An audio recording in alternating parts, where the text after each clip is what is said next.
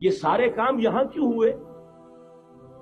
پورا عالم اسلام آزاد ہوا، کہیں نعرہ اسلام کا نہیں لگا، کہیں عرب قومیت پر، کہیں کسی اور عصبیت پر تحریکیں چلی ہیں، صرف تحریک پاکستان تھی کہ پاکستان کا مطلب کیا؟ لا الہ الا اللہ۔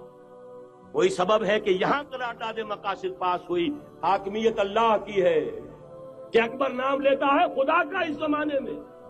یہ سارا ماضی سامنے رکھیے اور حضور کی دی ہوئی پیشن گوئیوں کا مستقبل سامنے رکھیے، ان دونوں سے ثابت ہوتا ہے اس خطہ ارضی سے کچھ ہونا ہے۔ اگرچہ بھٹکے ہوئے ہیں لیکن کبھی بھولی ہوئی منزل بھی یاد آتی ہے راہی کو، اور بھٹکے ہوئے آہو کو پھر سوئے حرم لے چل۔ اس کی ضرورت ہے مسلمان کو پھر اس کا مقصد یاد دلایا جائے۔ پاکستان اس لیے نہیں بنایا گیا تھا کہ ہمارے ہاں ٹاٹے اور برلے نہیں تھے تو ہمارے پاس اس کے بھی باپ وجود میں آ جائے، اس لیے تو نہیں بنایا گیا تھا۔ پاکستان اس لیے نہیں بنایا گیا تھا کہ جاگیرداروں کی جاگیرداریاں محفوظ ہو جائیں، پاکستان اس لیے تو نہیں بنایا گیا تھا۔ اور یہ کہ نمازیں اور مسجدیں تعمیر ہو جائیں، مسجدیں تو امریکہ میں تعمیر ہو رہی ہیں، عالی شان سے عالی شان، اس لیے پاکستان نہیں بنا تھا۔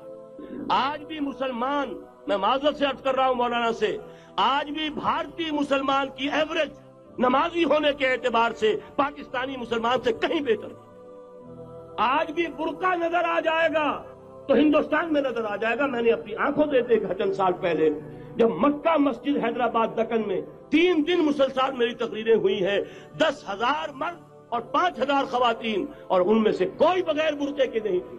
ایک سیلاب نظر آ رہا تھا برقعوں کا کہ جب جلسہ ختم ہوا ہے رات کے 12 بجے 3 دن تک متوالی۔ یہاں کہاں نظر آئے گا برقع آپ کو؟ یہاں تو جس کے پاس 2 پیسے ہو گئے اس نے سب سے پہلے برقع اتار کے پھینک دیا۔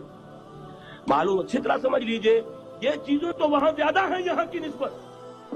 اصل ضرورت تھی کہ یہاں اس نظام کو قائم کیا جائے، وہ نظام عدل اجتماعی، وہ جس میں حریت ہو، جس میں عام آدمی بھی خلیفہ وقت کو ٹوک سکے۔ یہ کرتا کیسے بن گیا؟ ایک خاتون بھی کھڑی ہو کر دامن پکڑ لے، عمر تمہیں کیا حق ہے کہ ہمارے مہر کے اوپر پابندی لگا رہے ہو، جبکہ اللہ نے نہیں لگائی۔ اللہ قرآن میں قنطارہ کا لفظ استعمال کر رہا ہے۔ ڈھیروں سونا دے دے کوئی شخص اپنی بیوی کو مہر کے اندر، طلاق دیتے وقت اس میں سے کچھ نہیں لے سکتا۔ آپ کون ہوتے ہمارے حق کے اوپر پابندی لگانے والے؟ اور عمر نے کہا، آج ایک بڑھیا نے وہ اب عمر کو دین سکھایا، آرڈیننس واپس۔ حضرت سعد بن ابی وقاص رضی اللہ تعالی عنہ جو فاتح ایران تھے، وہ گورنر ایسے نہیں بن گئے تھے ریوڑیاں بٹی ہو اور گورنری مل گئی ہو، وہ تو خود فاتح تھے ایران کے، اس لیے گورنر تھے۔ صرف ایک پرچہ پہنچا ہے بارگاہ خلافت میں، حضرت عمر فاروق کے پاس انفارمیشن آئی، سعد نے اپنے گھر کے باہر ڈیوڑی بنا لی ہے اور ایک دربان کھڑا کر دیا، حضرت بلال کو بھیجا ہے رقعہ دے کر، اور یہ حکم تھا کہ بلال پہلے تو جاتے ہی ڈیوڑی میں آگ لگا دینا، پھر یہ رقعہ دینا میرا۔ اور رقعے میں لکھا ہوا تھا، اے سعد، لوگوں کو ان کی ماں نے آزاد جانا تھا، تم نے انہیں اپنا غلام کب سے بنا لیا ہے؟ یہ دربان کھڑے کر دیا اپنے آگے۔ وہ حریت، وہ مساوات کہ جا رہا ہو خلیفہ وقت اور چارج لینے جا رہا ہے بیت المقدس کا، کوئی ذاتی علاج کے لیے نہیں جا رہا، سیر و سیاحت کے لیے نہیں جا رہا، چارج لینے کے لیے بالکل سرکاری وزٹ ہے، آفیشل وزٹ ہے، اسٹیٹ وزٹ ہے۔ اور حال کیا ہے؟ 700 میل کا فاصلہ طے کرنا اور ایک اونٹ نہیں، کوئی انٹوریج نہیں، کوئی قدم و حشم نہیں، کوئی جمبو جٹ بھرے ہوئے نہیں، کچھ نہیں، ایک اونٹنی، ایک خادم۔ اس ایک اونٹنی پر چونکہ راستے کا راشن بھی ہے لہذا 2 آدمی نہیں بیٹھ سکتے، ایک بیٹھ سکتا، ایک منزل خلیفہ وقت بیٹھا ہوا ہے اوپر اور خادم نکیل پکڑ کر چل رہا ہے، اگلی منزل خادم اوپر بیٹھا ہے اور خلیفہ وقت عمر بن الخطاب رضی اللہ تعالی عنہ، اور وہ آگے آگے نکیل پکڑ کر چل رہا ہے۔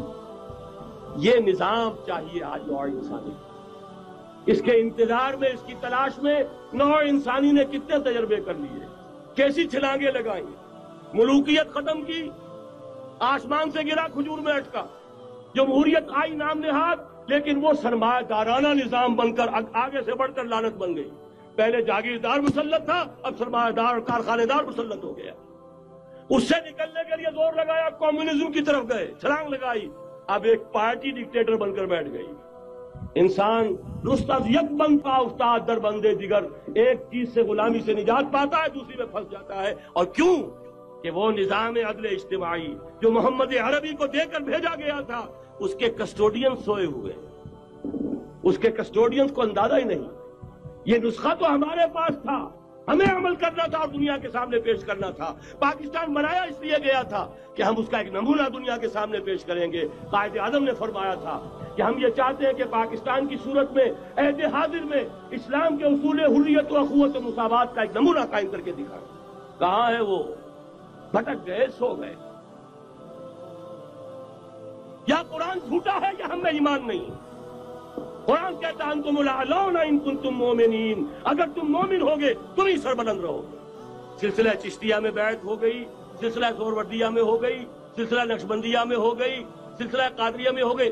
اب آؤ بھائی سلسلہ محمدیہ میں بیعت کرو، اور سلسلہ محمدیہ جہاد کی بیعت ہے.